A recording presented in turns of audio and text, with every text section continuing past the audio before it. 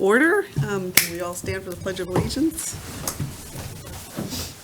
Pledge allegiance to the flag of the United States of America, and to the republic for which it stands, one nation, under God, indivisible, with liberty and justice for all.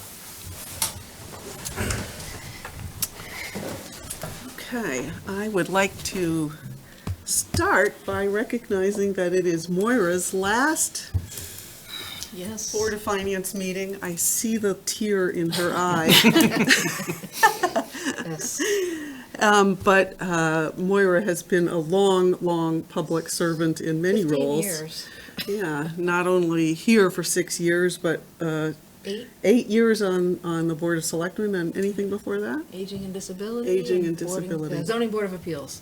So I think it's a worthy, lengthy service to the town, and I'm sure everyone is grateful to you for that. Rob, would you like to add any comments?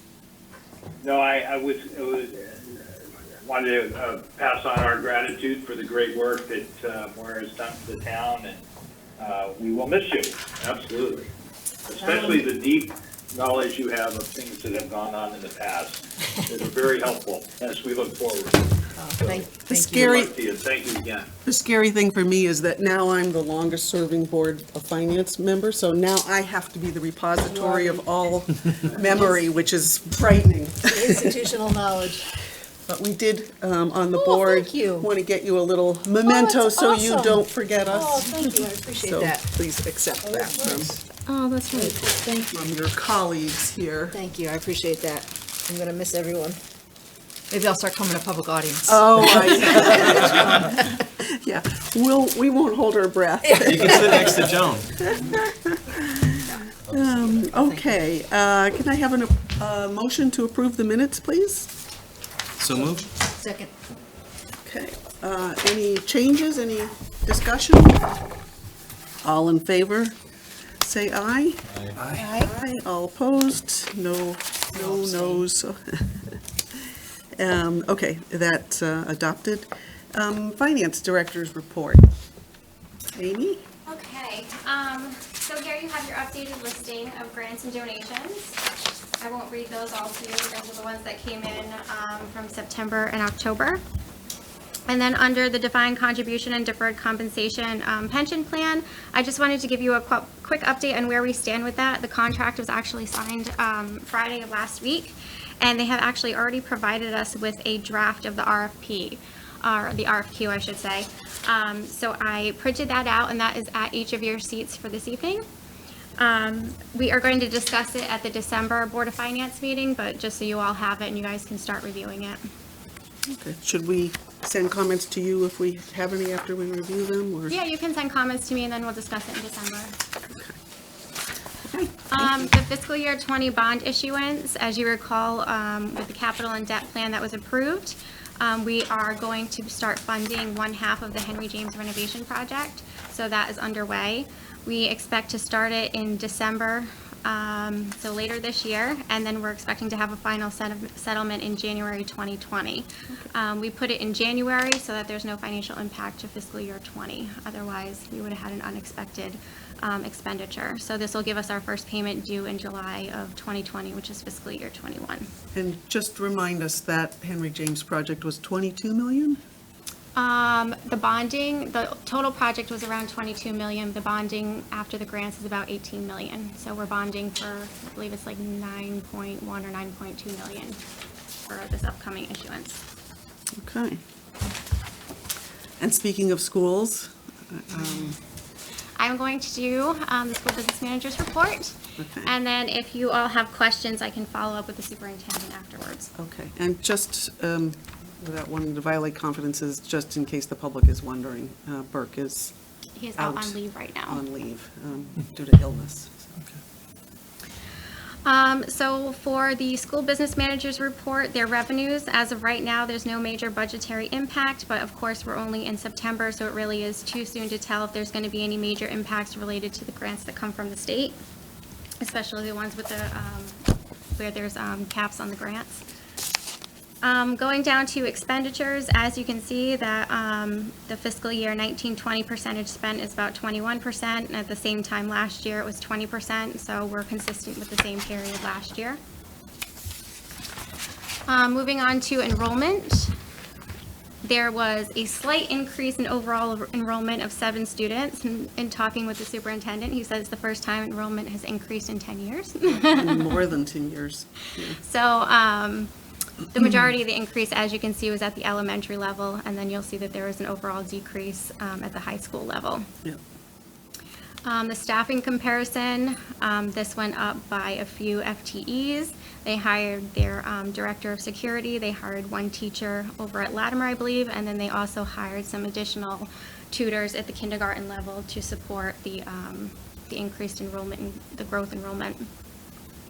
And then just one other point on the insurance side, during the fiscal year 20 budget process, they were going to use about $300,000 of their lapsing fund to offset the increase in the health insurance. And now, after going into the year, they're only expecting to have to use about $150,000 of that non-lapsing money. And that is all I had on that.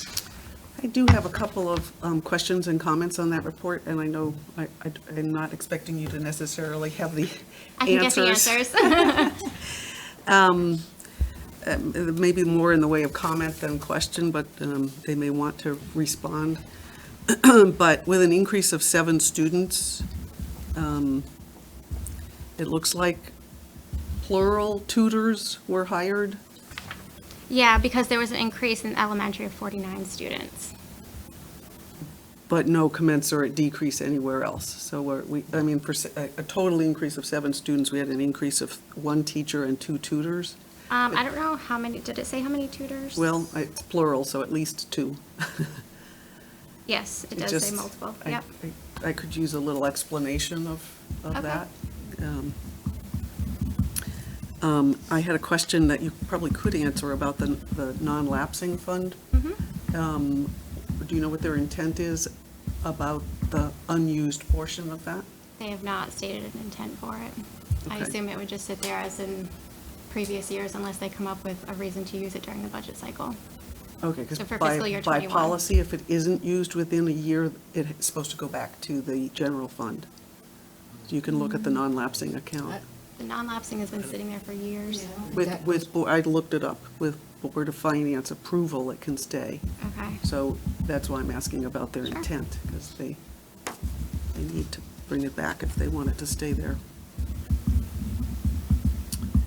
And, oh, sorry, I was just gonna piggyback that with the non-lapsing. That is just effectively the savings that they had on their Prior year. contracts not yet finalized. Is that correct? No, No. so that is, Energy savings and. right, so. Well, it's kind of the leftovers from the prior year. Exactly, so budgetary savings over the years that they've been able to put away into another Yeah. fund for future use. So maybe that was the excuse one year. Okay. Under operation of plant, I didn't quite understand why the spending would be up because of retirements and replacements, because usually when people retire, they go out at a higher salary than their replacements come in at. The only thing I can think of is retirement payouts, but I can ask. But doesn't a retirement payout get paid from the pension fund? Not always, if they have like their What do you mean by vacation or accrued time or personal days, I'm not sure what the Board of Ed pays out, but Yeah. I'll ask. Okay. And I just didn't understand the notation about the equipment either. Okay. It's funded through it's fully expended because it's funded through a choice grant. I didn't quite know what that meant. Any other questions or comments on that policy or that report? Linda, this is Rob. Yep. Just at some point, I would like to I think we should mention or acknowledge the long-range plan and the public forum being held tomorrow night. Yes. And because it really hasn't even been on our agenda, but without putting Derek on the spot, maybe we could just at least mention it in passing, and encourage our members and everyone else who's listening to attend and participate in this very important project. Are you on that? I am. Oh, okay. Yeah, I so thought- it- As a Board of Finance member, or? Well, just as a liaison, and there's, members of the community at large, there's members of the Board of Finance. I would say there's upwards of 20 different individuals from departments here and boards here that have discussed kind of the aging plant and equipment at across Simsbury. And we had a consultant come in, Tecton, to kind of give us an overall view of all of the facilities. And it's been over, I guess, the better part of a year, if not more, to kind of get to this point in terms of a recommendation of what needs to be done where. So that's what the signs that you've seen, all the information has been online in terms of the ongoing dialogue and the updated surveys, meetings, and then ultimately the product from Tectron to get to the point we're at today. So tomorrow there will be, or there has been, kind of a recommendation of a couple different plans for the town to look at and discuss, not only the plans that we brought forward, but a lot of the ones that we decided maybe against as well. And that is tomorrow at 7 at 7. Henry James, right? Yeah. I would encourage everybody to attend. I do have a question since you're on that board. I talked very briefly with someone else and who is on that board and who said that when they were given their charge initially, they were told to think about, what would be the best possible thing to do without regard to spending. Do you recall that? I was kind of shocked to hear that. It depends on in what context, because if it, I don't know who you talked to, but that's not the message that I heard. Okay. There were some comparisons made as to, let's say, the redevelopment of a school versus a new build, and the incremental cost of a new build may be slightly more expensive, but kind of within range. In other words, it didn't make sense to continue to try and improve plant and equipment that is obsolete or constantly needed work, or there's some things you just can't fix, whether it's the size of the rooms or the science labs or whatever it is. The incremental cost to go new is what I'm saying is wasn't as substantial as one might think. So I guess we were kind of thinking along the lines of what was most practical, given that, to rebuild a school versus build a brand new school, to me, then I thought the costs would be drastically different, and they weren't. So I think you'll see some of that tomorrow night as well. Okay. And as a member of the Board of Finance, if that came across, I mean, in the very first meeting that I attended, You would have leaped up. that was the question. I said, that was the question I had posed to Tectron in terms of just the incremental cost, because it was done for every school. So. Linda, it may have been more a reference to the fact that they were looking at best practices for how different class grades would be grouped or not. And so in that context, you would want to understand what other towns and best practices were, but you always have to take into consideration the cost. I would hope. And saying not to. And the other, I would say my other takeaway from that, this maybe somewhat revolved around that discussion, is making sure that each of the grades and each of the schools had a similar experience, such that one elementary school didn't have 1,000 kids at it, and another school only had 200 kids at it. Those are two totally different experiences, and I think maybe that might have been, somewhat of the context around cost as well. All right, So, thanks. I brought it up because this is going to be something we're going to be talking about for a long time. Yes. We won't resolve it tonight, but we need as a board to be engaged in this process. Right. So I'm with Linda, encouraging everyone to participate. Lisa? Derek, I was wondering if you could update us after each meeting so that we could be, Yeah, Get the and honestly, it has come kind of to this point rather quickly. And I think the point is that we brought this group of 20 people together. We didn't want the 8 to 10 different plans just out there. We didn't want to treat this as a charrette. We wanted to treat it as we are collectively whittling it down to a small group of ideas, ones that the 20 of us thought through pretty extensively to get to this point. Because, there was consensus to bring a single plan. This is really Tectron's initiative. This is who we're, spending taxpayer dollars to have us consulted on it. I would say that going forward, certainly, this is kind of the product that we're going to present, and certainly it's open to discussion. Like I said, you're going to see what we're proposing, but also kind of what we looked at and maybe said that's not why we want to go in that direction. well, first of all, thank you for your work. And for members of the public who might be interested, Derek, what's the best way for someone to learn when your next agenda is out, where to find it, so that they can attend and Town observe? website. It's It's on the town website?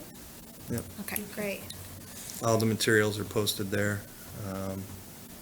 I'm not sure if a flyer went out, but I have seen, it's very There's similar to signs the. around town, there's- I've Yeah, seen, the yeah. signs, that's. And there's been newspaper articles. And what's the Yeah, there's a horizon paper. that they're looking at for, when would this construction actually take place? When would they make decisions about? Yeah, they looked at a few different timelines. There's an accelerated timeline, and then there's kind of a timeline that pushes out. It all revolves around the likely increase of enrollment at the schools, such that we don't want to push it too far out, such that there was a lot of discussion about flexibility, because as space is being taken offline, you have to put these kids somewhere. That plays into whether there's an addition of a building, or, as things are being subtracted, and just understanding the flex space that's needed, whether it could be, the temporary space that they have, for trailer, well, lack of a better word, trailer. Keeping in mind, though, that we are now at a historic low population of students. So, they've had hundreds of more students than they have now, so one would think there's room to expand. Yeah, and I would just suggest that either, look, McBroom, do you know what's the name of it? Milo. Yeah, Milo and McBroom, as well as Tectron. They have all the data and the projection. All we have is really projections to go on, Yep. birth rates and everything Yep. else. And then, just kind of a wave in the elementary school, which eventually will flow through Henry Right, James. sure. And And they did get rid of the trailers, so Right, there were the trailers that could have classrooms, housed the yeah. growth. Yeah. Did you, I know your charge was mostly to look at from the educational perspective, and obviously, I don't know if there's a member of the Board of Selectmen on it, but how we could sort of coordinate the capital needs of the town as well. It's not just when do we build for the schools, it has to be done in coordination. Also goes to economic development issues and territorial and equity issues, which I know were not your charge. So I think as the conversation gets broader, Yeah, it's interesting. I kind of thought that maybe there would have been a broader discussion around, even this building, for example. But it really is, centralized around the schools. which makes it, that was limited in scope. Yeah. So I think I it's mean, important that- for the public to understand that. Yeah, without, going too far off point, it's what we kind of pride ourselves on, and drawing people here. And if our taxes are going to be as high as they are, then we better set ourselves apart from the Avons, the Farmingtons, the Cantons, the Granbys that we're all clustered right next to right now in terms of ranking of schools. So that's part of the discussion that we've been having at these meetings. All right, anything else from you, Rob? No, that was it, thank you. Okay. Thanks, Rob. Anytime. All right, so we So I guess I are, just have a separate question Sure. for the finance director. Attorneys fees this year, are they higher than normal? Is it something that we should be on the lookout for? Yeah, so right now, they're still within budget, but I can predict that at the end of December, when you get your next status report, that there's gonna be an increase in a little blurb in my status report to you all about the legal fees and where we expect to be by year end, but we have a feeling that they're gonna be over budget. what's the nature of the legal fee? Personnel. Oh, that's right, you've got some grievances, yeah. To the magnitude of what multiple? Don't know yet. Waiting for all the bills to come in and then we'll have a better idea. Yeah, okay. Okay, on to draft debt policy. So we adopted a debt policy at our last meeting with the caveat that there was one or two items that we wanted input from the bond council on. And I understand we got that input, but that we also found that the Board of Selectmen adopted their own policy that looks mostly like ours. Right, so when we adopted the policy with the one caveat, Judith went back and she did have an issue with one of the items. So since she did take issue with one, we took out that one item, and so now you have to go back and re-adopt the policy. Or what the Board of Selectmen is asking, when Judith put together the draft policy for the Board of Finance, she put one together based on the Board of Finance's authority, and then she put another one together based on the Board of Selectmen's authority. So you all took a look at the Board of Finance's, and then you adopted it. The Board of Selectmen's policy went before them. They looked at your policy, they looked at their policy. They would like. Did they have an existing policy on debt? No. No. They used ours. Right. So they would like to have one policy, so they are requesting a work group, 2 members from the Board of Selectmen. Chris Kelly and Sean Askham had volunteered, and 2 members from, So what happens now since Chris is going to be they off have the to go board? back and reappoint somebody else. So it would be 2 members from the Board of Selectmen, 2 members from the Board of Finance, and they'd like to do a work group to kind of collaborate and put the policies together to make one policy. I'd be happy to volunteer for that. Can we just have some discussion about that and what people feel? And let me start with Rob, perhaps. Rob, do you Yeah, I want to mean, comment I on the think, 1 versus 2 policy approach? After all the work we did to get this to the point where we thought we had one and that we would have a single policy, I think we were a little surprised, is not the right word, that this was advanced to the Board of Selectmen's agenda before the 2 plans were reconciled. I looked at both of them. They are very similar, but it seems to me that we ought to have these be completely similar so that there's no conflict. And so I'd be glad to work with Lisa and whoever the Board of Selectmen does and try to get this done once and for all. This is just incredible how long we've spent on this. Can someone just discuss what maybe the substantive differences are? So I can speak to a little bit. So we did the draft. Yeah. And as I understand it, Judith took some parts out of ours, and ours, that you saw, was a much reduced draft. And then most of what we took out, Judith then put in the Board of Selectmen's. Right. So it is the same language, except for a few modifications. So why would she have taken it out of ours and put it in theirs? Because when Judith had concerns over the way the policy was written, if the Board of Finance had adopted it as it wasn't within the Board of Finance's authority, and she had litigation concerns. So you all instructed her to go back and revise the policy to the Board of Finance's authority where she would be comfortable without the litigation concerns. Litigation about, So if the 2 boards didn't agree on something, then I believe the Board of Selectmen could litigate that it's not in the Board of Finance's authority and there could be an issue there. So there should really be one, right? I mean, and since it's the Board of Selectmen's authority, then, well, No, there's a real it's question both. about whether it's the, yeah. It's both. I mean, the charter gives the Board of Selectmen the authority to issue bonds. right. When you issue a bond, you're just basically doing the paperwork. It's the Board of Finance that has the authority to set the budget And to pay for it. and to make decisions about things like how long should a bond be for? 10-year or 20-year bond, because that affects everything in the budget. So I think there's some reinterpretation that the Board of Selectmen is in charge of more than just issuing the paperwork and soliciting the bids. Am I getting that sense, or am Well, I if wrong? if that's the case, then their policy should be substantially different than ours. It should be just revolving around what they're able to control versus. Yeah, I'm sort of, Which is in essence how we got to where we are today, is that the things that were, that Judith wanted to take out of ours were because she felt like we didn't have the charter authority Yeah. that the Board of Selectmen does. There wasn't anything offensive about what we had in our policy, other than it wasn't in our authority. So it just seems, I don't think we should have two policies. I think we could have two, they could adopt the same policy that we have, and then they wouldn't be in conflict. Yeah, but Moira? But do they have the same authority that we do? I don't think we do. No.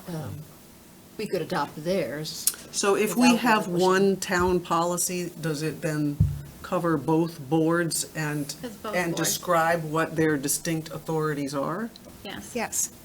Okay, so we I have, think that's where we're headed, Linda. okay, so we have two volunteers, so go forth and do good work. Do we Godspeed. need to? We will fight the good fight. Yeah, Yes. okay. We don't need to I vote or really, something on. I'd be careful to say, this is not a turf battle, I don't think. Okay, No.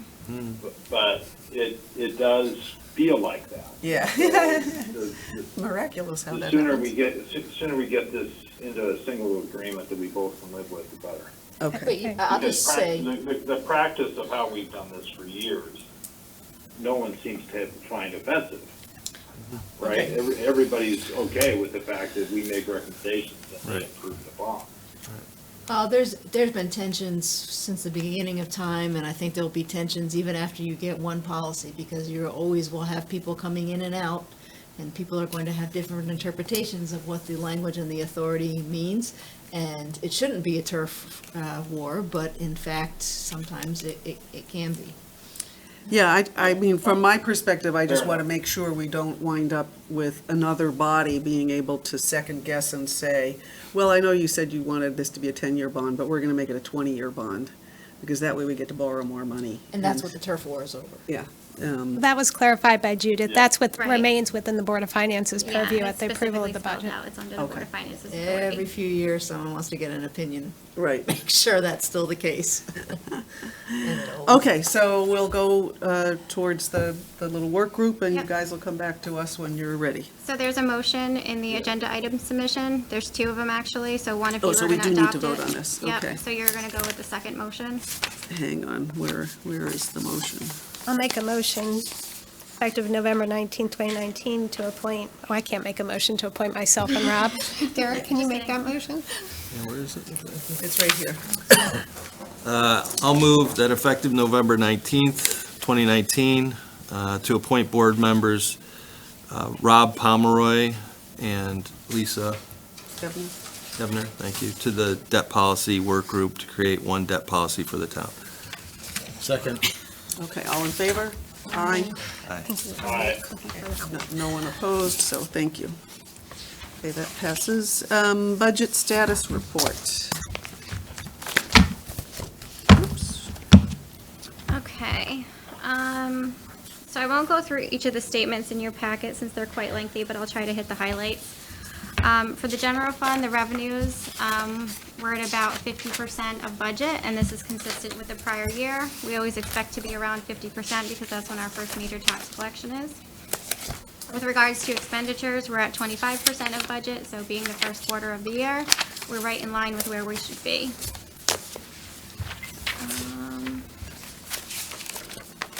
I don't know if anybody had any questions over the revenues or expenditure statements for the general fund. We just want to go one by one. Nope. No? Okay. Was glad to see the health insurance fund Yes, it's healthy. Doing well. Healthy health insurance. Healthy. So on the Simsbury Farms, you can see that as of the end of the first quarter, there was a net increase of 268,000. And you can see in comparing this to the same time last year had a deficit of 205,000. So this is mainly due to the deferred revenue. So we took it out of fiscal year 19 and we put it into fiscal year 20 for the accounting change. So if we were to reduce the net change in fund balance of that 268,000 by the deferred revenue of 267,000, we're at a surplus of about $1,300.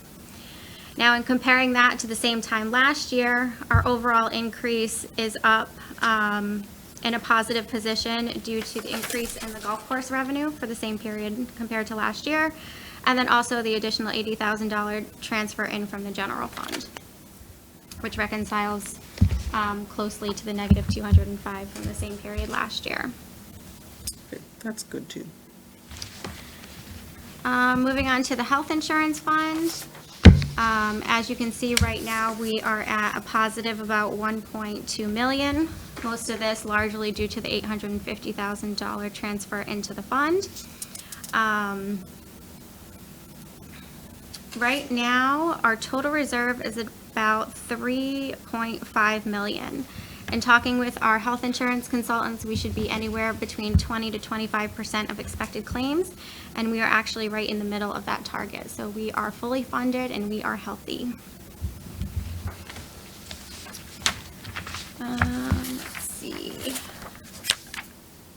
Just a note on the sewer use fund. As of the end of the first quarter, you can see that the net increase in fund balance is about 2.5 million. But you can see that the assessments are about 84% of collections, while expenditures are only at 22% for the year. So this increase to fund balance is actually going to continue to go down as we continue spending throughout the year. We just had a huge surplus in the assessments during the first quarter, making this look a little high. I don't have anything on that.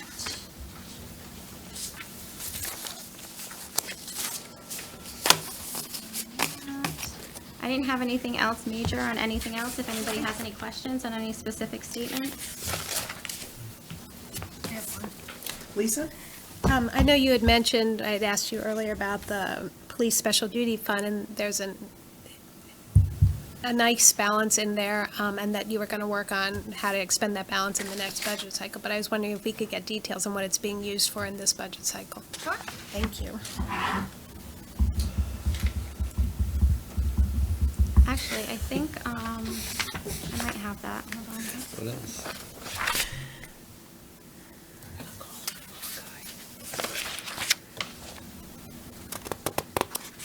Yes. I'll find out what the. Oh, no, 140,000. Okay, so the contractual services is the police officers' time for their special duty. And then that $51,000 transfer out, this was a transfer to the CNR fund to use for the security camera upgrade and then the interview room audio and video equipment. That's the only thing coming out of this fund for the year. What was that total? It's $51,520 for the equipment, and then as of right now, the officers' expenditures for their salaries are $133,000. So the police fund has a balance of what? The fund balance is $265,000. It's pretty healthy. I had a question also, or a comment, which you hear me make pretty much every year when we go through this, the capital project fund.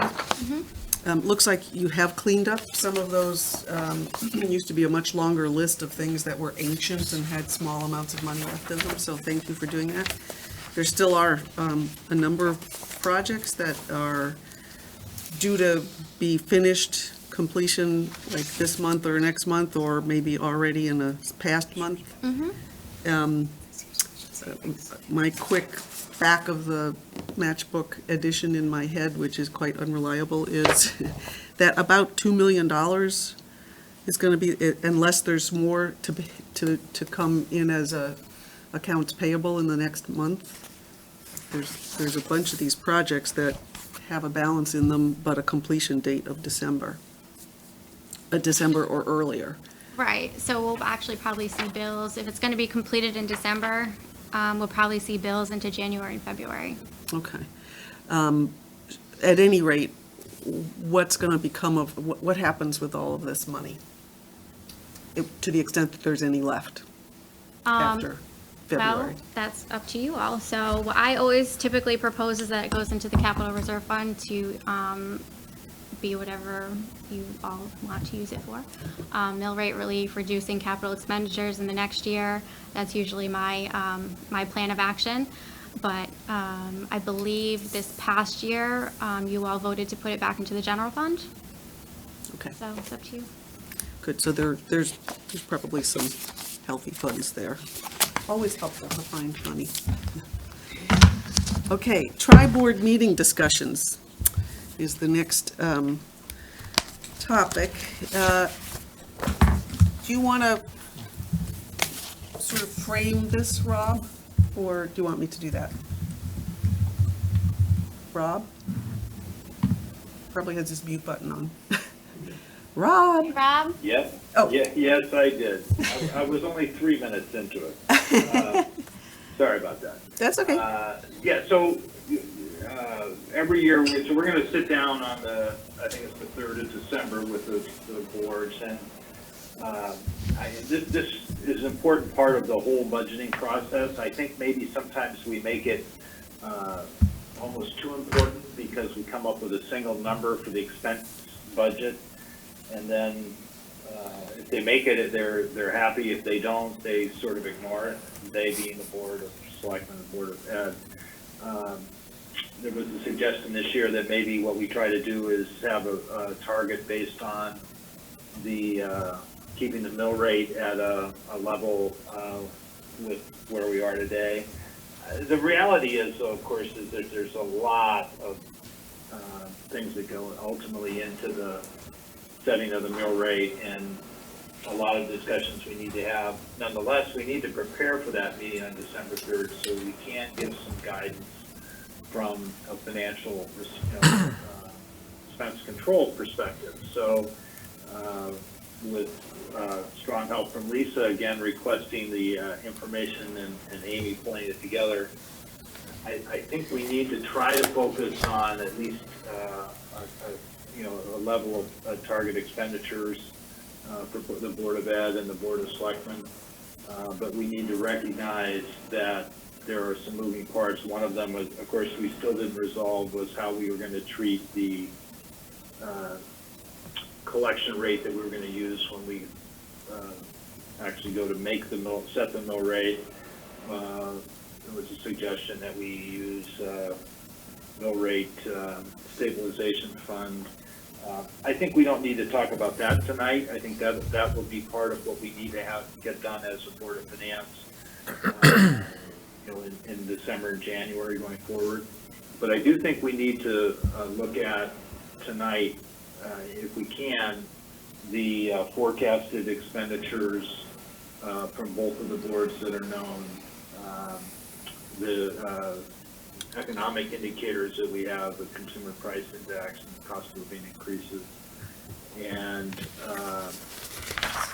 try to, and the other things that we don't know for certain, but that we can expect some grand list of growth and other aspects of this. So having said that, I guess I'd ask Lisa and Linda, if you can, to sort of walk us through with Amy's help, walk us through these different expense categories and the information that was provided, and see if we can't come to some ability to give guidance when we get together in a couple of weeks. Yep. So it seems, that each year we get the budgets first and then build up to what's the tax increase going to be. And so I think what we're proposing is that we do it in reverse. Let's start with what kind of a tax rate do we want to see? And we know some of those components. And so back into, okay, well, so how much room does that leave for the budgets to increase in the Board of Ed and the Board of Selectmen? So we're not left at the last minute, like telling them, oh, God, it turns out that's too much. Like, let's try to start off with an end point in mind. So probably the first discussion ought to be about what's, given some of the data that we got from Amy about the Medicare, the Social Security increase, what the CPI is like, and that sort of thing, where do we want to wind up? So I can take you through some of the assumptions that we used? Yeah. Okay. Yeah, let's do that. Okay, so for the Board of Selectmen on the salary side, these were contractual. So right now, we have one contract settled out of 6. So we have a lot of guessing going on here. So what we did was we knew about what the step increases were going to be. And then we also used 2.15% as a general wage increase. And that came from the latest CCM report that they sent out. They're seeing across union negotiations across Connecticut towns. So we used those assumptions to come up with what we thought our contractual salary increases were going to be. And as you can see here, it's about 1.42%. Some people get their general wage increase, some people get a general wage increase and a step increase, and then some positions have been filled at a lower rate. So that's where we came out at that. And I believe the Board of Ed salaries, and I will correct myself later if I'm wrong, but I believe that they just finished negotiations with the teachers, and I believe that their GWI increase was 1.75. So they came out at about 1.86%. The benefit side, that's just your Social Security and FICA. I feel like I'm forgetting something off the top of my head. But anyways, that came out just based on the salaries. And then the health increases Sorry, based... can I interrupt for a second here? I'm just rereading this, and I'm just confused by the titles of the columns.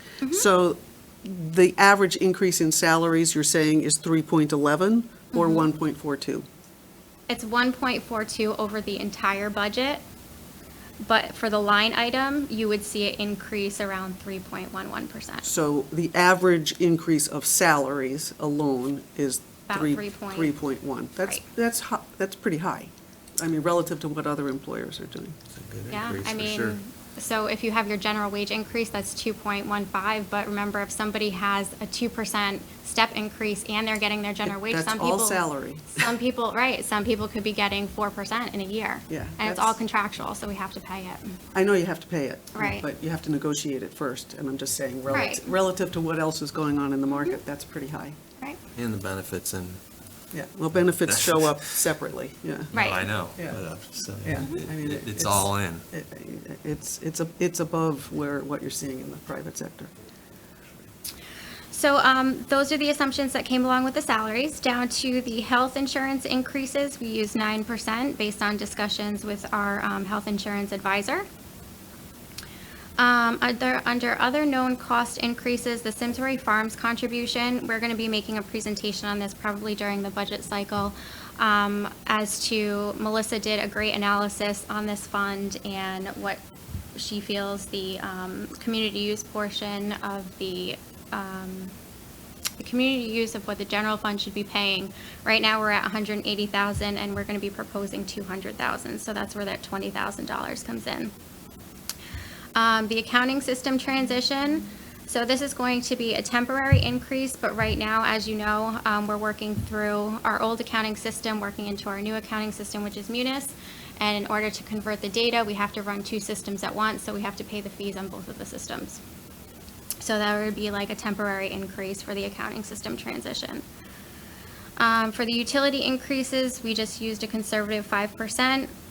And then on the ARC increases, right now, what is in here were the 67,000, the negative 243, and then the 22,000. These are all current assumptions, no change in assumptions, still at the interest rate assumption of 6.75%. These are what the balances are.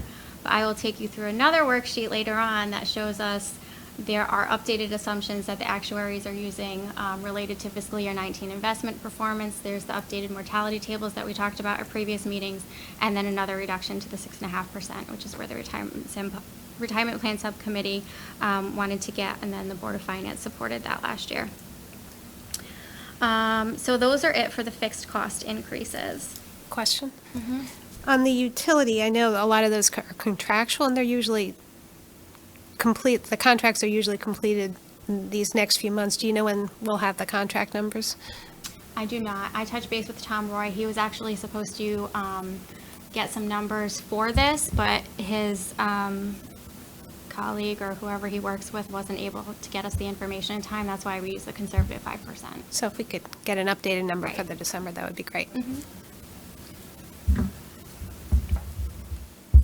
So I actually wanted to do this in reverse, and we still started off with what your proposed budget looks like. But what I'd really rather focus on first is where does this board want to wind up with in the way of a percent increase, if any, in the mill rate, and then work backwards from there. Does that make sense to people? And that then we can back into how much room is there to accommodate a 3% or 3.3% increase in the Board of Selectmen. Is that feasible or not? Or do we need to ratchet that down? Do you understand what I'm saying? Yes, Does that absolutely. Make sense? Yeah, sure. And because there's a bunch of factors that we Our know. current mill rate is what? 37.32 Without I should Fire. know this. without fire. Yeah, that's not counting, I always count the fire. fire, because that's what people pay. Right, So it's exactly. 38, what? 37.32, and then Plus. with fire, I think it's 120. did they end up at 120? I don't Is it know. right there, 126? I Gosh, thought it you was guys. 1.18. Let's just. No.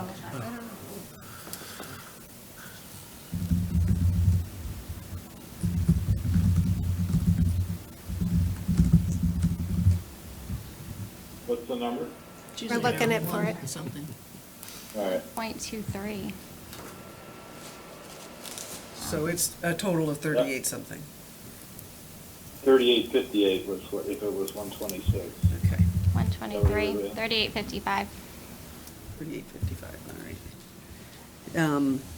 Yeah, I guess I look at it a little less about an increase or a percentage increase in the mill rate as opposed to the mill rate itself, because I've always thought that a 40 mill rate just, Makes you just, sick. yeah. Well, and in terms of attracting people Right. to the town of Simsbury. Yep, I agree. I think we need to stay under that threshold, and I think I would like to think we could stay in that all-in 38 range, 38 to 39, as opposed to a percentage increase in the current mill rate.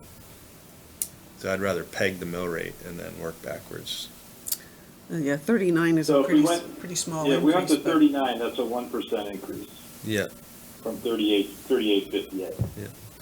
That's probably not realistic. well, does it contemplate, Well, I mean, I think that's why I want to do this backwards, because I think if we set what we feel comfortable with and then recognize, if the projection is correct that it's a 1.85 increase in the grand list, there is substantial room, that's almost 2%, and then we give a 1%, that's 3%, So it's not out of the realm of possibility to stay within that 39 mill rate. And so we just need to back into all of the other assumptions that go into this. Yeah, so, and I think this is admirable. This is where we started, Linda, and Lisa had asked me, and we had chatted this. And I think if we do that, we have to recognize that there are some big issues that we have to deal with, like the pension Yep, investment rate. I have a whole assumption list. From which we've been moving down from 7 to 6.75 and want to go to 6.5. yep, The new mortality rates on the, for the pension plan also are working against us. those people just keep Target living. Fund balance, all of those things. And so that's why that's sort of where I've been thinking about this, and I come back to what as admirable as focusing on the mill rate is, because that's ultimately where we want to end, at this point in the budget process, the message really to the two boards that make the budgets is don't spend any more than this. And we've always done it this way, unfortunately, which is the focus on, everything we spent last year's in solid, don't grow more than this. Right? Well, but we We can't, don't do zero, we never do zero-based budgeting. Right. We always work from where we were last year. And so I think it's admirable. I agree completely with Derek and everybody else. I think that, it was only 2 years ago we were at 39.99 and fighting to hold on to that. And I think that was just the mill rate without the fire, wasn't it? no, I think that was with No, the we had- fire. Yeah, I don't We think had we've the, ever we had crossed the over. reval. Yep. And that brought us And that back brought down. us back down. So that reset but we, in 2 years, going to be right back up to a 39 handle.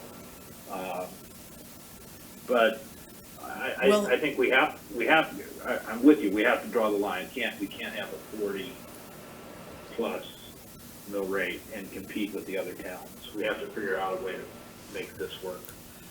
Can we just go through this So- exercise of thinking through each assumption and see where that winds up for us? Because I don't know how you pick, Rob, what this is in terms of direction, other than picking it out of the air as we've done in the past, if we don't do it methodically.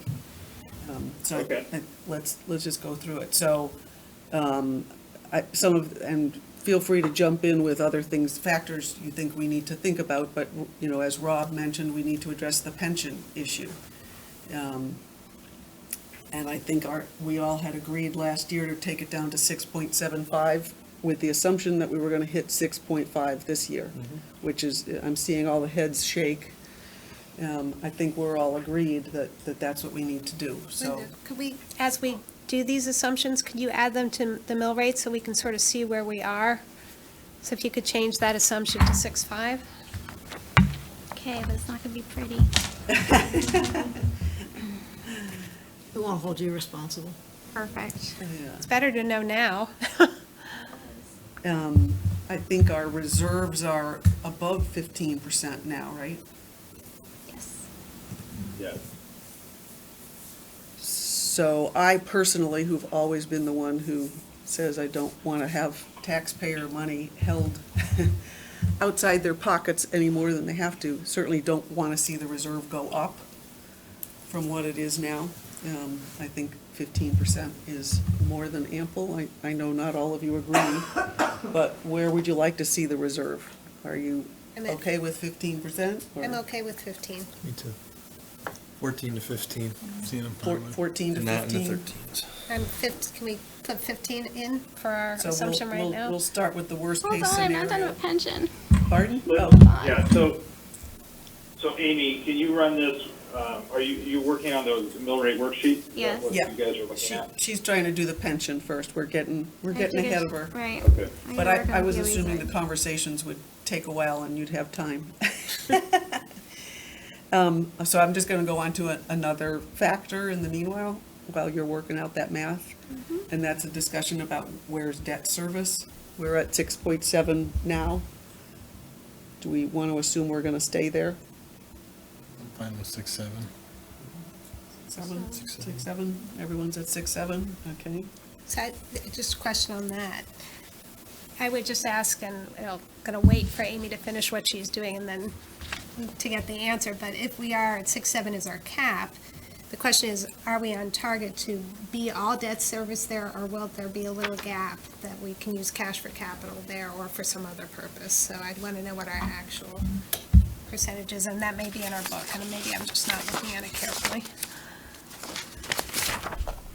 Oh, it's in our worksheet, and I don't have it. Do you see the debt service I where don't we are have now? that. That was Debt service.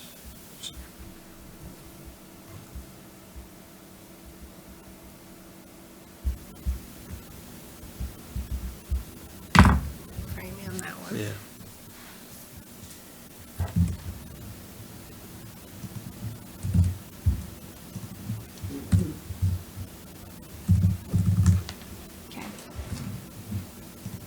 looking for the chart.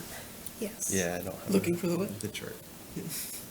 We're all gonna get T-shirts that say the chart. The chart, meaning the Barbara Barbara's. Pettigene chart? Yay, I love that chart. Okay, this is at pension at 6.5 assumption rate. That brings us to 4.4%. As an increase. Right. But we're still below 40 for the mill rate? Does that include the fire district? Yeah. No. No. So do you want me to assume the fire district Yes, is the please same? do.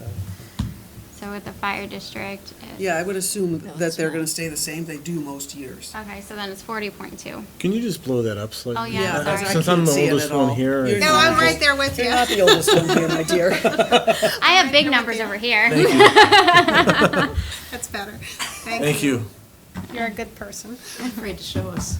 So the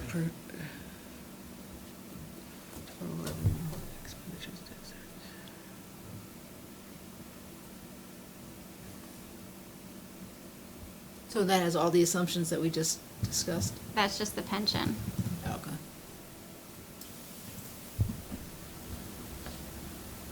And then reserves at 15%. We're still at 15, so you don't have to do any changes there. so that would be no change. No, or- so as of the end of the audit, we're 17.4%. Oh, so there's actually, okay. So there may be some capacity there. There's some room to take Yeah, some money out of so reserves. when I gave you 15% at year end, I use budgetary numbers, knowing that those are more conservative than GAAP numbers. So these are GAAP numbers. Budgetary includes encumbrances, which are counted as expenditures. GAAP does not. So when I give you the 15%, it's conservative. So, but as far as like bond ratings and, bond ratings, when we do those calls, they look at GAAP. So they're seeing the 17%, It's 17 point what? 17.48. But that doesn't include the encumbrances, so it's really at 15, Right, according to you. right. Okay. Yeah, I want I to tend think to go about with that budgetary apples to numbers. What do you apples. mean Yeah. encumbrances? Things that haven't been paid yet? Yes. Yeah. Right. So it's more an actual number, conservative actual number, I Right. think. Right. But bond rating agencies are looking at the 17, just so you know. Do you have what it actually is, the way we looked at it It's the 15%. that I It's gave you that's at year-end. 15 on the dot? No, it was like 15, I can get it. Yeah, I don't want to think just, the I don't question want is- to start It's fair. looking without Is there- understanding what It's the fair. encumbrances are. It's fair. I don't want to goose our number and then have, Right, but you also don't know what encumbrances are going to be at the end of the year. Yeah. But yeah, I can get it to you. So what things are slated to be paid out of that balance of 2.48% in reserves? 2.48. Well, the The difference difference between between the 17.48 gap and and the- 15. It's just, so as far as GAAP goes, an expenditure is an expenditure. As far as budget goes, it's expenditures plus encumbrances. So your fund balance just adjusts at the end of the year. So the maybe I need help encumbrances, understanding what you mean by it's not accounts payable, it's, it kind of is. well, so if you think what's of it like left on, I accounts mean, payable. 2% is a lot, Right. so what's left unpaid? But, so like fiscal year 19, it's showing the 17% because it's only expenditures, it's not your encumbrances. But then in fiscal year 20, when fiscal year 20 closes, those encumbrances are gonna change that fund balance. I know it's super hard. It took me years in the accounting firm unless you see it through, it's very difficult to imagine it. Because it is like accounts payable, but accounts payable flows through the P&L, whereas your encumbrances and your change in fund balance don't, it just hits your fund balance. Everybody understand that? Not entirely, but we have 15 million is what you're saying, 15%. Yeah, Yeah. so 15. which is close to 15 million, right? Yeah. Sure. If our budget is about 100 100 million, million. 103, right? So it's a little over 15. If, I don't know. Derek? Mm. Speak up. I would just prefer to look at it the way we looked at it. If you want to keep this separate for GAAP purposes, that's fine, but I'd rather look at it as the way we looked at it last year. Yeah. That's fine. I just keep it this way because nobody outside of me cares about conservative budget. It's the bond rating agencies care about GAAP. So that's why I put it this way. Right, but That's but it's fine. good to know that nevertheless, because when we were debating it last year, a big part of the conversation was that we wanted to look good for bond agencies, and they want you to be at 15% or higher. I didn't know we were above it, from the way that they look at it. So we actually, if we wanted to go down to 14%, they'd still think we were at 16. So, But encumbrances can vary, right? So your percentages can vary off that 15. So I'd rather look at it, the net number of 15. And then any encumbrances would be just, I guess a benefit to the depending on, 15. yeah, when they're That's right. paid, okay. I want to account for things that haven't been paid yet because they will come due, Right, sure. like. But most things will be paid out of revenue coming in, not out of the reserves. But this is some complex thing that I obviously don't quite get. One. And it's not like you're paying your bills out of your reserves, you're paying them out of your tax income. Right. I lost my page. Oh, here we go. So, So I'm at a real disadvantage here. I can't see what you guys see, but so where are we in terms of the mill rate and what all is in that? so the mill rate at this point is up 4.41%, and the mill rate would be, what would it be? It's not, 40 point, 40 where's point, the, I don't see the, 30, it's basically 39 plus 1.2. yeah. oh, 38.97 plus 1.2, yeah, okay. Which is, Derek helped us out. 38.97. But it's plus 39 plus plus- Plus the fire. fire. So So we're at 40. 40.2. Yeah, no, I got it. Okay, so we're not far we're at- off from, yet, from what you had said, you wanted to stay below 40. And that's, maybe and at all we did 39. was just change the assumption rate from 6.75 to Right. 6.5. And that Long way ago. Yeah. has these budget increases that Yeah, does were it- in the sheet that Amy gave us today. Yes. It has the, For this meeting, and without any new initiatives from either of the boards. And it has us going down to 6.5 on the pension Mhm. Yeah. earnings rate, and it takes into account the new mortality rates that we have, right? Yes, no? Does that, Back to Lisa's question, with the debt service level at Yeah. 6.7? yeah, so, that's in there.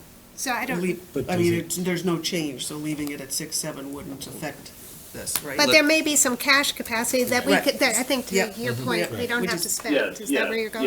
Yes, correct. You have to get Okay, there. so would it, Linda, would you be proposing that we say that we want to work backwards from 39.50 all in from, instead of 40.17? Well, I'm not sure we've kind of finished. So we're Aren't at there a about couple like of- 16% right now. You're what? We're at 16% on a budgetary basis. So we're above the 15% target. Yeah. So we actually do have some room there to play with. Yeah. Yeah, because we transferred the overages for the capital at the end of the year into general fund. So that increased it. So in your worksheet, I just want to confirm, you've already put in the 3.32 increase in the Board of Selectmen and the 3.08 in the Board of Ed? Is that what Rob just said? Yeah, so these assumptions are already in this chart. Okay. Yeah. Okay. Mortality, is that in there? It is with the 6.5 that I just added. Okay, and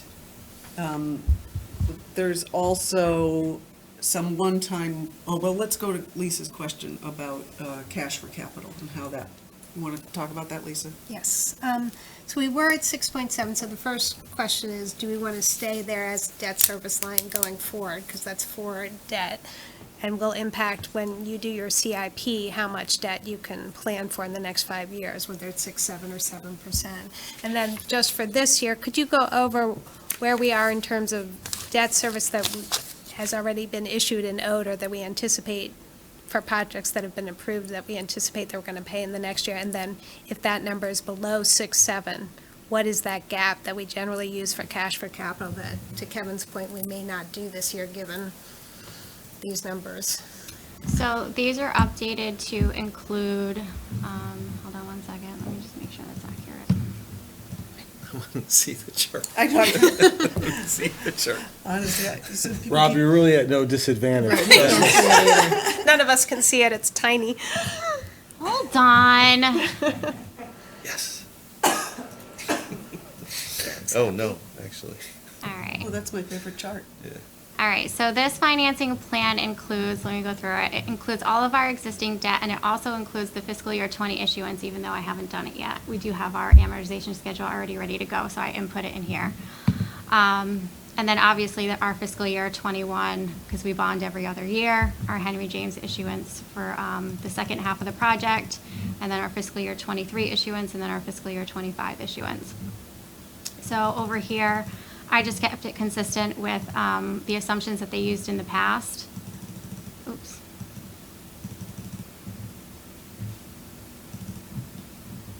So this is at a, where is it? This is at the 6.7 still.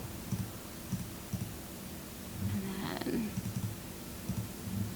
it's with an operating budget increase of 3%, and that's what was used last year. So then anything above our debt for this year is 1.5 million, which is here. Okay, so we have 1.5 million in cash for available capital to get to or- 6.7 line. So that's money we could not That's- authorize, or if we need to make a payment somewhere else. Or if we want to use the capital reserve this year, we have $1 million in capital reserve, right? That does not count towards the 15%. Okay. That's a little under $1 million. So if there's a capital need, there would be some capacity there as opposed to doing it here. So no mill rate impact. Right. So it, and we also have this, the solar company revenue coming in, which is a sort of Right, that's already not factored in. one time, that's already in the revenue. Right. Okay. So there's a portion of it that came in as of 10/1 this year, and then there's going to be another portion for next year. And that includes fees and taxes? Or taxes haven't started yet? Taxes haven't started yet, but she did include it for the 10/1 estimates because they did report their personal property. I believe they're about 90% done. 85, 90% done. So we are going to capture that in the fiscal year 21 budget for taxes. Can we talk about the cash for capital and how people think that ought to be, or I should say, the cash, the unused portion that isn't consumed by debt service? Do we want to use it for capital this year, or is there another purpose if you wanted the mill rate to go lower than the 40 that it is to 39 that you stated, if you could use that? So I have a question, and when Linda and I ran the numbers, it didn't come out that big an impact, but with the amortization and the lowering of the pension assumption, our ARC is going to increase. So it will look like we are at a lower funding rate than we were at the 675, right? Our funding percent will go down because we owe more, because we're anticipating we're not going to make as much money. Right.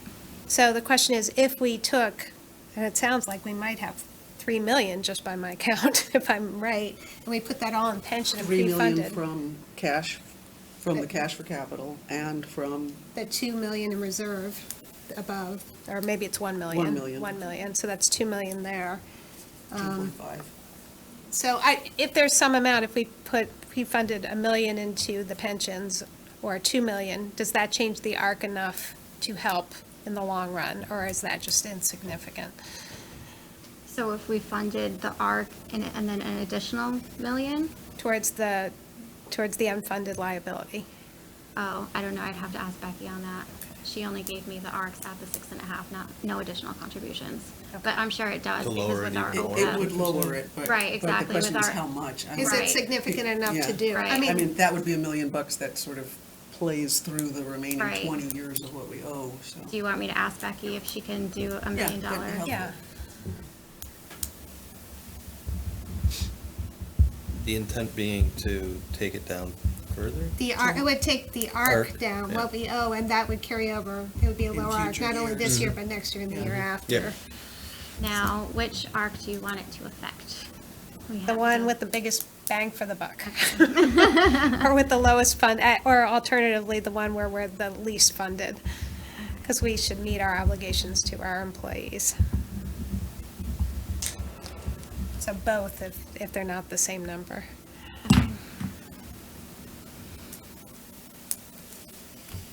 Are there other assumptions that we should work through, Lisa? So I would not assume 3% budget increases. We're seeing 1.6 on the capital where we have over here. I would do, 2.5 at the most. 2.5 gets us to 3. Oh, is this operating budgets, not tax increases? You can keep it at 3 then. Okay. I guess my overarching concern is that 1.6 cost of living adjustment, oh my goodness. Either the town is gonna make hard choices, or Mrs. Smith and Mrs. Jones living on a fixed income are gonna be making hard choices. So I'm conflicted. Well, as long as we keep the tax increase low, I mean, if it goes to 39, that's only a 1% tax increase, so that, there's room for that within a 1.6 COLA. Yeah,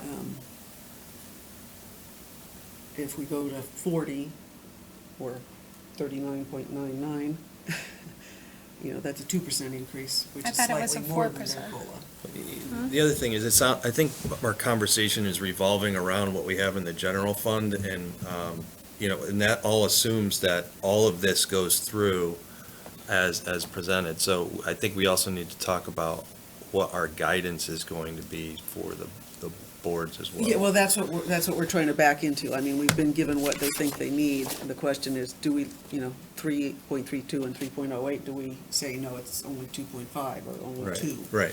But to get to that number, I kind of wanted to see, well, if you accept their budgets, where do we wind up? And that's slightly higher than Yeah. where we wanted to wind up. So I guess the math, that's why I just wanted to make sure, have we accounted for all of the assumptions that we could put into this? I mean, at this point, we can always play with the tax collection rate, but I wouldn't want to do that this early in the game. especially we had the presentation where they recommended we not. They were very happy with our conservative tax collection rate. Right, but I found the data very interesting, that if you look at what Amy presented, that even directly after the 2008 crash, we were well above 99%. So there, from my perspective, there is room. I know I'm in the minority here, but there is Yeah, but room to play. That's true. The substance, the form of it, though, we should wait and talk about later. I agree. Yeah. So are there any other? Yes. Go ahead. I just want to go back to the chart and point of clarification. We won't have any cash for capital for in 2 years for the better part of 5 years, right? Well, that's only if, and Amy, you're gonna have to help me with the colors. When I sat with Amy earlier, if you move out some of the capital projects, you can make everything fit. And it's Okay. only if you do it as it was proposed last year. Amy and I we moved out, $2 million worth of things, and suddenly it all fit. I think we Okay. took out the community center for 8.8 million when we were playing with it. We didn't take it out, we just pushed it out a year. Yeah, Oh. and with everything coming down the pike on Right. the schools, you can kiss goodbye anything that anybody wants to do. All right then. Wow. But I mean, my point is, this is not the set in reality. stone. These are Let's wait for the choices. presentation. These are choices, and you can get everything to fit within our guidelines if you time it a little bit You more. make the numbers work any way you want them to work. Thank you. That's well said. That's what I was trying to say. But I did have a question on the grand list growth. Is it still projected at 186? Is that what you have in our assumptions? I think That's what it's she gave us. Is it- We should have new numbers now, though, or soon. It's 185. Yeah, 185. 186, I think, was the COLA, right? No, No, 186 was 25. David's estimate last year. Oh, okay. for this year, and Yeah, it's coming in right 185 on is what I target. remember. Pretty much. Not better than on target? No. I Okay. mean, Francine's probably being conservative as well. So last year, David's projections for fiscal year '20, he was conservative to the tune of like 5 million. So, but last year, his projection initially, at this time of year, was pretty conservative, then came in quite a bit higher. So that's why I'm optimistic. I'll So, stick with Francine, but I don't want to mess with her Right. numbers, but I could see how you'd feel that way, yes. But best to plan a conservative number and be pleasantly Yes, surprised. exactly. so can we go back to the bottom line here, the bottom line impact on the mill rate? How is it that it's saying it's a 4 point, That's what, yeah, it's a Because 4.5. With the pension at 4.5%. 6.5, that was 1.3 million that you added to the but we're budget. still, oh, okay, we're still at, we're over 40. Right. Can you- 40.2. Can you add a line with the mill rate total, just because Oh, yeah, sure. I'm not, So if we were, see, I thought you said taking it up to 39 would be a 1% increase, but No. obviously more than that, 39.5 would be a 2.5% increase. yeah. we're at 40 mills and a 4.41% with our seniors getting 1.6 increase, so that's Yeah, that's too high. too high. So tie it to the revenue increase. The The 186, 1.85. that's 1.6 million, so, 1.85, yeah. right? Isn't the 1.86 just 1.6 million in new revenue? 1 point, yeah, Well, if we increased it 1.85, then there'd be. yeah, 1.6 in new revenue. Expenses, there'd be no increase in taxes, right? Because it would be paid for through the grand list growth. If we only increased 1.6 If we million. increased the budgets 1.85, wouldn't that Or result in? 1.6 million, Yeah. 1.85%, 1.85%, yeah, as long as you stay that would within- be covered by the 1.85% in the grand list growth. Right, so you basically have 1.6 million in the grand list growth for free, Right. where you don't have to increase taxes. Sounds like a So, reasonable thing so to the do. 4% increase is, you have to sort of think about, well, how much, that's an increase, oh, that is an increase in the mill rate, so I'm still sort of Yeah. stymied why that's so high in the mill rate. So I think I'm getting the sense that people, and we can poll people individually, but I don't think anybody's comfortable with seeing a tax increase of 4.4%. Correct. I think we were more comfortable with a 0 on my right to a, what did you say? 2%, 1%? Yeah, I guess it's, somewhere, I don't know.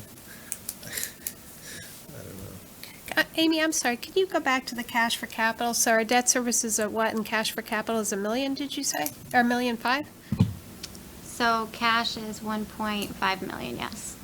I And you guess- hadn't add that, was that added in, or can you take that out? So I would just ask, to answer your question, are we all okay bringing the discount rate down to 6.5? I would start there because that's call it 1.5%. Look, I just solved it. She took away all our capital. But I didn't, because you got 1 million in reserve in your capital reserve fund. Well, in our general fund, yeah. No, we have a capital reserve fund. No, we I know, want but we more. could use it for anything. It's only less than 1 million. Well, no, you have 1 million in your operating budget, and you have bonded debt, And you have the emergency. bond for They have it. emergency too. and you have $1 million in your capital We want budget. more. Okay. Did you take it I'm all happy out? to do it if you Did you- guys can find a way. Did you take it all out? I took it all out there and said it no all cash out. for capital this year at Fine. 4.5. But that doesn't mean you can't do it. You still have 1 million in your operating budget, and you still have the capital reserve fund, to which you could use some. What million in the operating? You have, The 180. For dump trucks and that Yeah, kind and of then the stuff. 180 for paving. And and then you've the- got CNR. the one- CNR Oh, is and a then the transfer. 416. I Yep. gotcha. It's 900, actually, but, 416 and That's CNR? CNR. Yeah. yeah. CNR. There it is. Oh, excellent. Well, so I Right, so would those like to rates. entertain Derek's idea as well. Not as well, but maybe as an alternative or as a half and half. Do we not, maybe we have half of the cash for capital go for capital, and not drop the pension assumption quite so much. How we do it? So like to drop it to 6.6? No, I don't want, Six? well, I don't yeah, I don't know. want to do Is that. that what you're I don't saying? either. Okay. Yeah, I Oh, just wanted thought to you- I start thought there that's and what you make were- sure that I just thought that's wanted, what you were because proposing. I look at that as the starting point, in terms of, using general funds and then going back to the boards. I think I think we need to, stick to our original plan of lowering it to 6.5, absolutely. Okay. I Just agree with following it through as we said we would.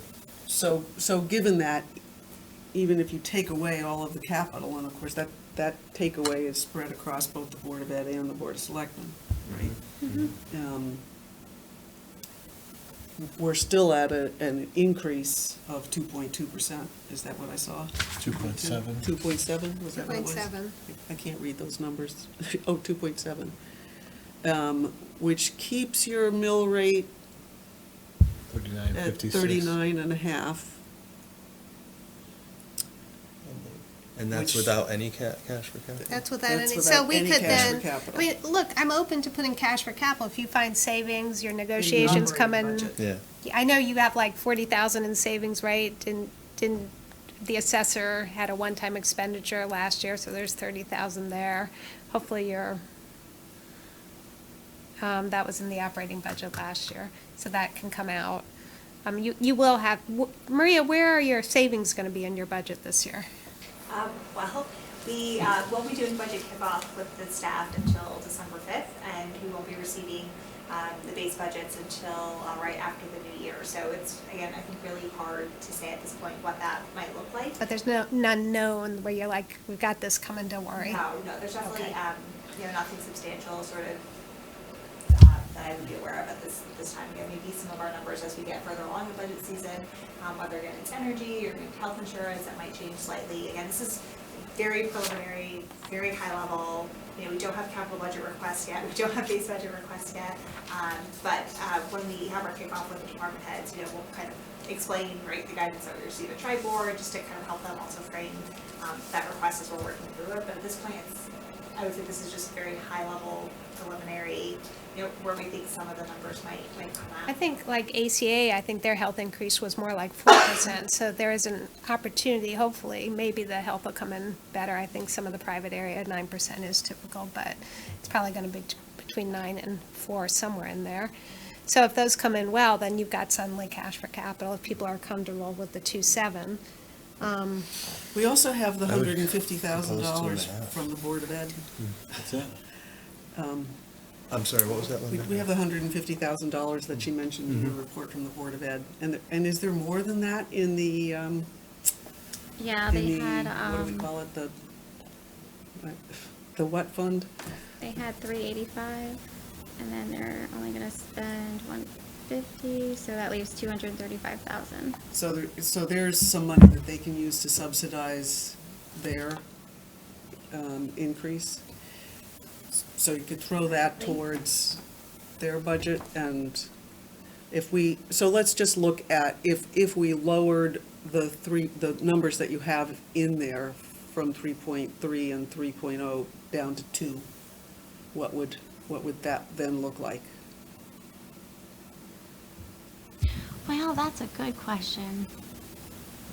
So I would have to take off. I don't see that that's realistic, that they'll What? get there to 2% budget increases. I was thinking, my gut was telling me 2.5% is I a agree. good, I agree with that. Yeah, I is was a thinking the good same mark thing. for them to Because that gets work us to towards. 39.50.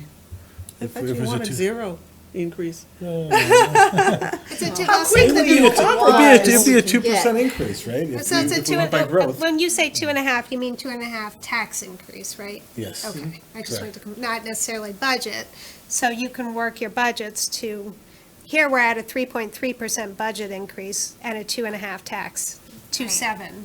So you want this number to be 2.5? Yes. Yeah, Okay. right. And that would, just for clarification, and that would include absorbing the 1.3 million for reducing. So we're at pension raising interest the rate rate assumption. 2.5. Yes.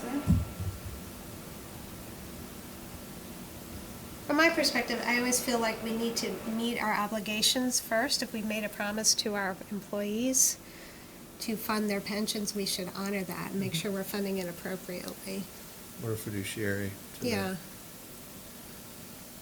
So to get to 2.5, we still have to take out the cash for capital and lower the budgets, the operating budgets. No, we're there. No, we're there. I mean, it's at 2.7, but That's the equivalent of being there.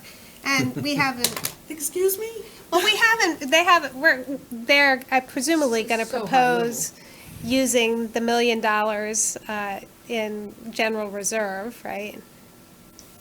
This doesn't I would presume just- using the million, right? No, it doesn't. no, not in reserves, no. And it still presumes that their budgets are gonna go up by these amounts that we got on the paper, which is 3%, Right. Right. which is higher So- than what they've done for some years. So, last year, and obviously we don't have to do it the same way, the pension increase, you all held them harmless.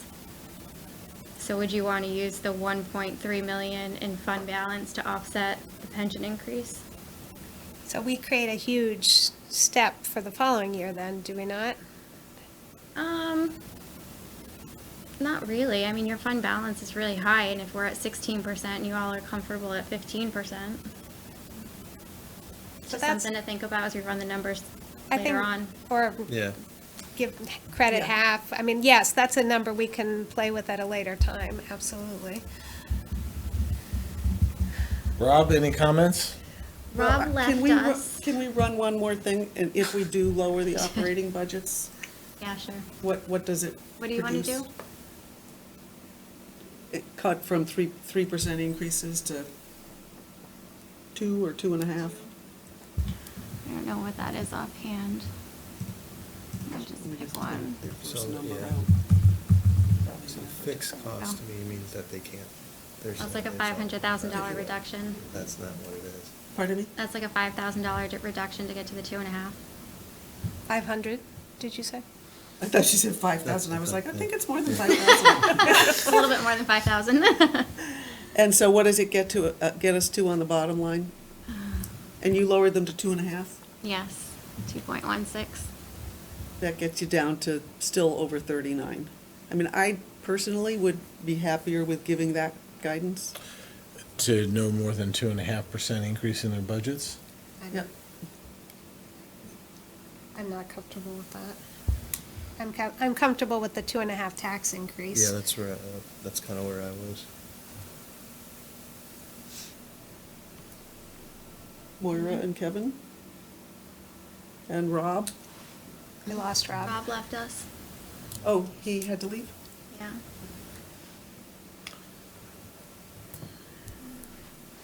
Thought you were worried about people on Social Security COLAs.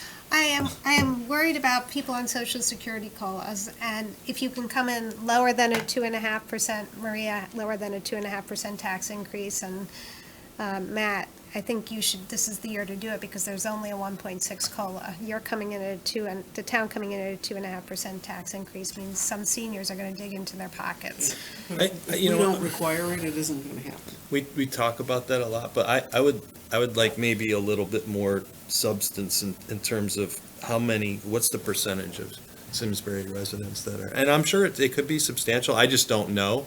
So to use them as the discussion point, I would like to see maybe a little bit more data on who is relying on a cost of living increase in the town. Well, but the people who are on salary are also, I mean, their salaries aren't going up 3 and 4%. But if they have, well, I'm just playing devil's advocate here. You know, the Dow Jones is up over at an all-time high. So if there's any investment income at all, it's going through the roof over the last 2 to 3 years. So if they're not counting that, I don't know what people are Percentage of people counting. who have investment income, but don't overestimate how I'm many not, people but have brokerage you accounts. could take that just as much as I can take the cost of living increase. I don't know what where people, have their sources of income.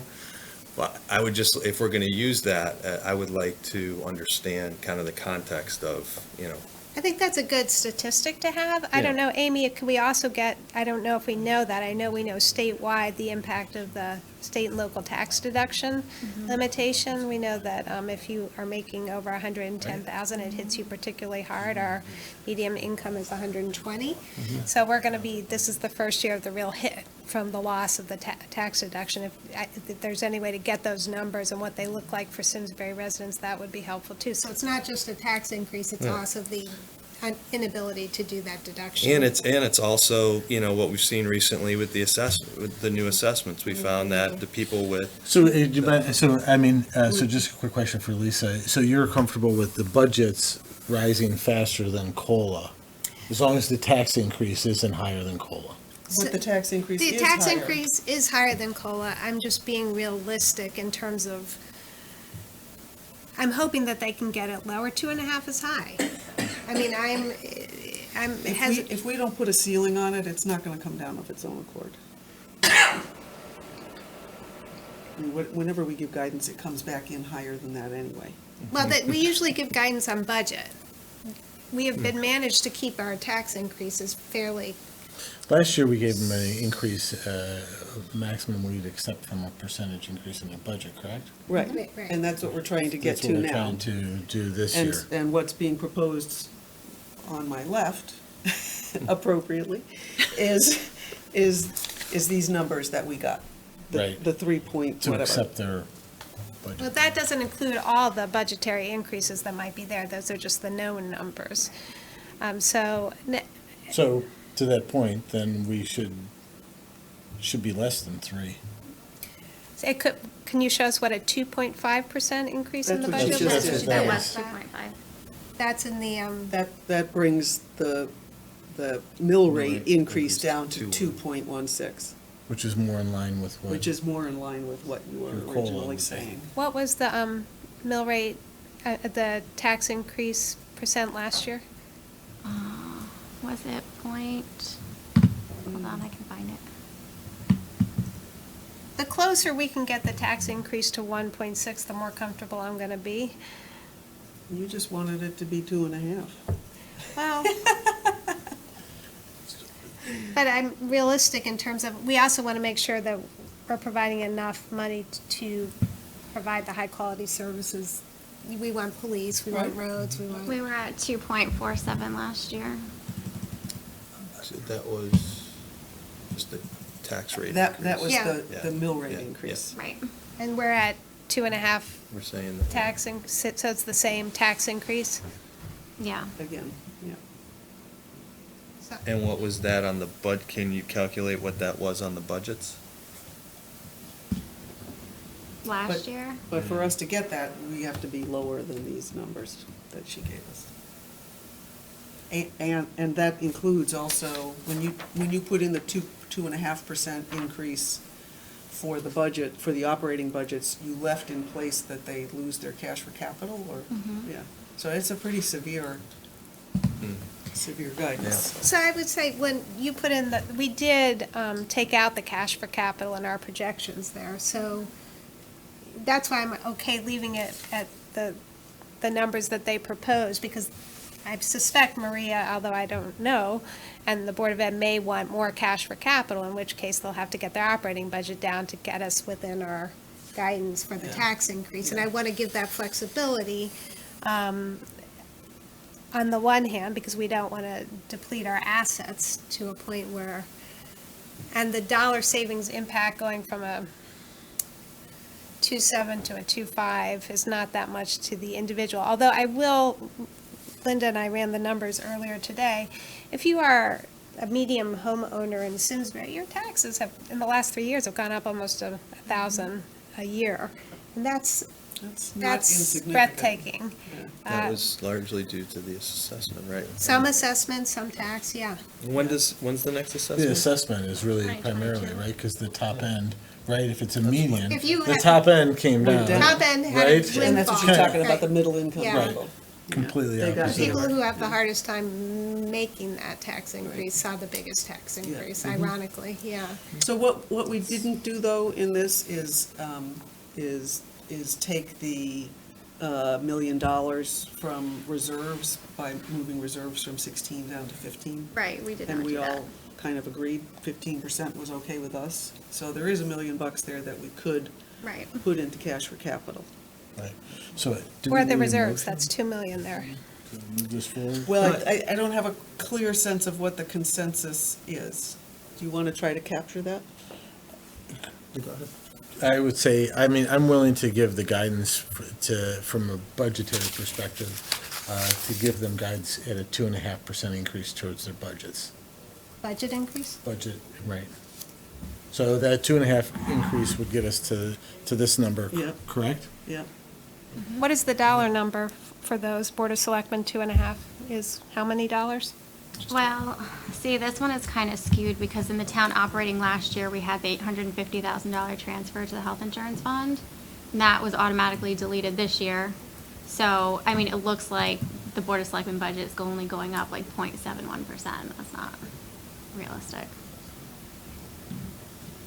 Well, Maria's gonna wanna know how many more dollars does she have to spend, and that's what I'm trying to get at. I'd have to take out the 850 and then compare to the last fiscal year. Can you get that to us later? Yeah. Okay.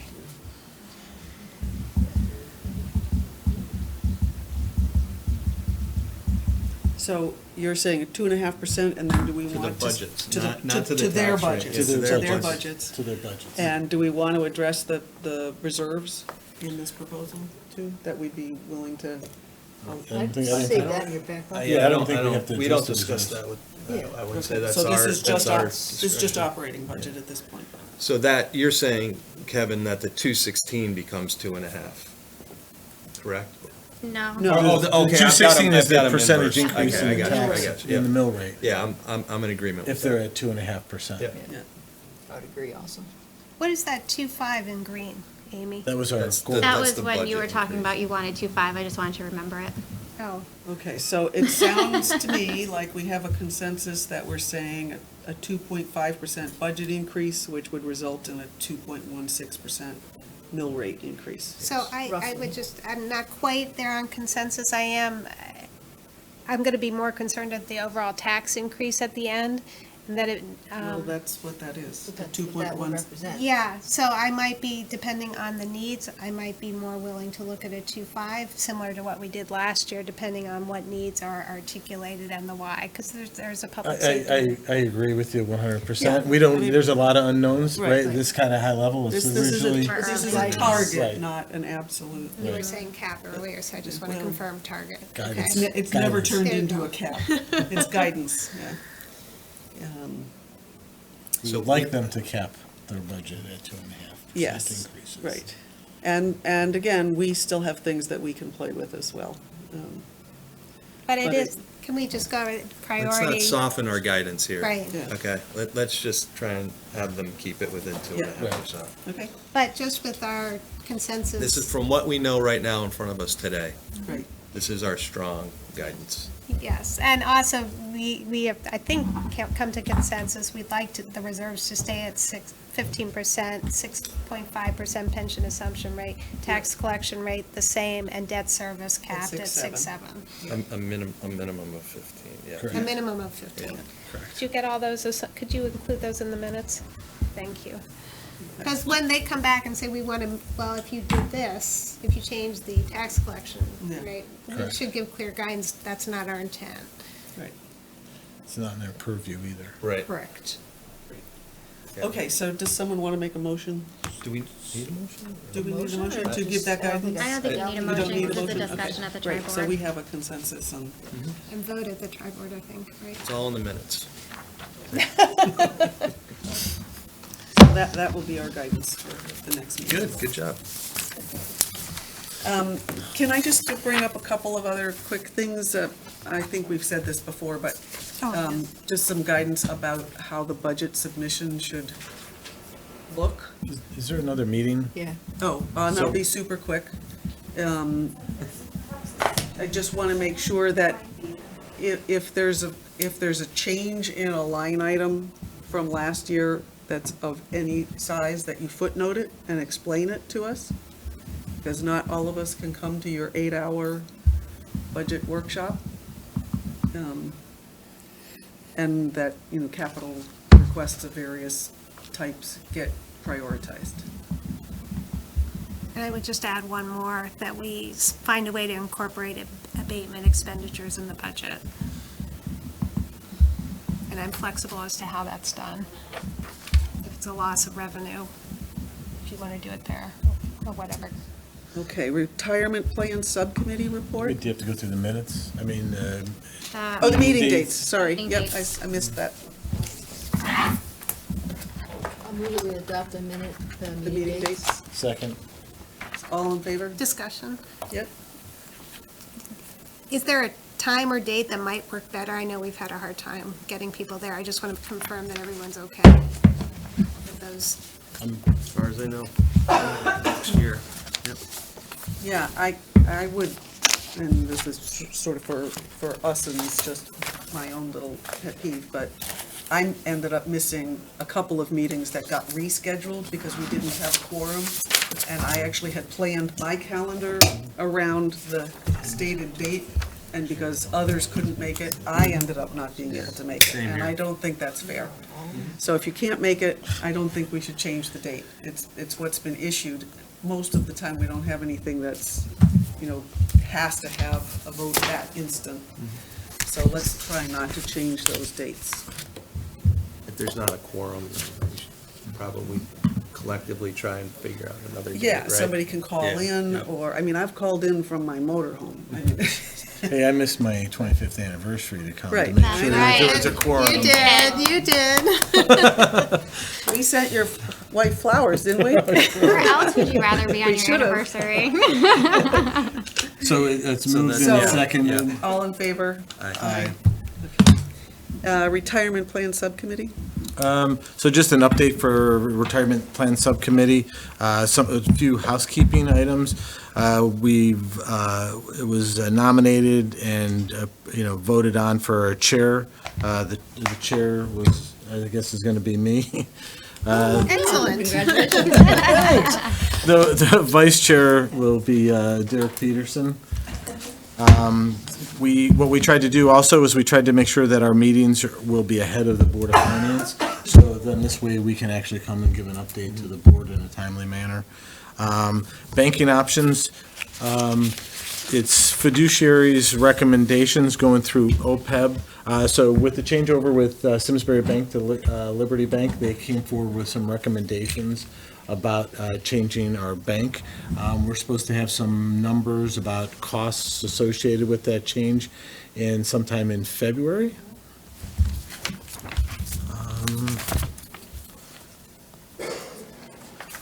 And then just a recommendation, right, to move we've already talked about Yep. moving the retirement investment down to 6.5 from 6 3/4. All right. Anything else on anyone's mind? Thank you. Okay, can I have a motion to adjourn? I'll move to adjourn. Appropriately so. I'll second it. All in favor? Aye. Bye. Okay, thank you. Farewell, Maura. Yes, thank you. Come back anytime. Parting is such sweet sorrow. Yeah, I don't think there's any sorrow involved There at is. all.